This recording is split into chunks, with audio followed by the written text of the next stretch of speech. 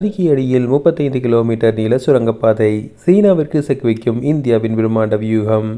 இந்தியாவின் வடகிழக்கு மாநிலமான அசாமில் பிரம்மபுத்திரா நதியின் அடியில் உலகத்தரம் வாய்ந்த ஒரு பிரம்மாண்ட சுரங்கப்பாதை அமையப்பட உள்ளது.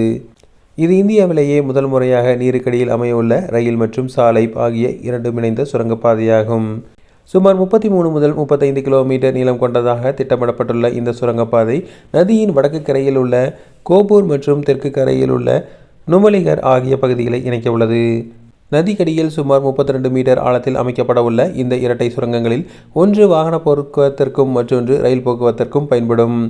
இந்த திட்டம் வடகிழக்கு இந்தியாவின் தலையெழுத்தையே மாற்றக்கூடிய ஒரு முக்கிய மைல்கல்லாக பார்க்கப்படுகிறது. தற்போது பிரம்மபுத்திரா நதியை கடக்க பல மணி நேரங்கள் தேவைப்படுகிறது நிலையில் இந்த சுரங்கப்பாதை மூலம் பயணம் வெறும் 15 முதல் 20 நிமிடங்களாக குறையும். பொருளாதார ரீதியாக தேயிலை மற்றும் பெட்ரோலிய பொருட்கள் போக்குவரத்துக்கும் எளிமையாகும். எல்லாவற்றிற்கும் மேலாக சீனாவுடனான எல்லை பகுதியில் இராணுவ தடவாளங்களையும் வீரர்களையும் மிக வேகமாக கொண்டு செல்ல இது உதவும் என்பதால் இது இந்தியாவின் பாதுகாப்பு அரணாகவும் அமையும். நிலநடுக்க அபாயம் உள்ள பகுதியில் அமையவிருப்பதால் அதற்கேற்க அதீத பாதுகாப்பு தொழில்நுட்பத்துடன் இது உருவாக்கப்பட உள்ளது. இந்த சுரங்கப்பாதை வெறும் பொது போக்குவரத்துக்காக மட்டுமல்ல, இந்திய இராணுவத்தின் கனரக டாங்கிகள், ஏவுகணைகள் மற்றும் பிற போர் தடவாளங்கள் எந்தவித தடையுமின்றி எல்லைப் பகுதிக்கு கொண்டு செல்லும் வகையில் இந்த தளம் அமைக்கப்பட்டுள்ளது. அந்த வகையில் நாட்டின் உள்கட்டமைப்பு மேம்படுத்தும் திட்டமாக மட்டுமின்றி இராணுவ ரீதியிலும் சீனாவுக்கு சிக்க வைக்கும் திட்டமாக இது உள்ளது.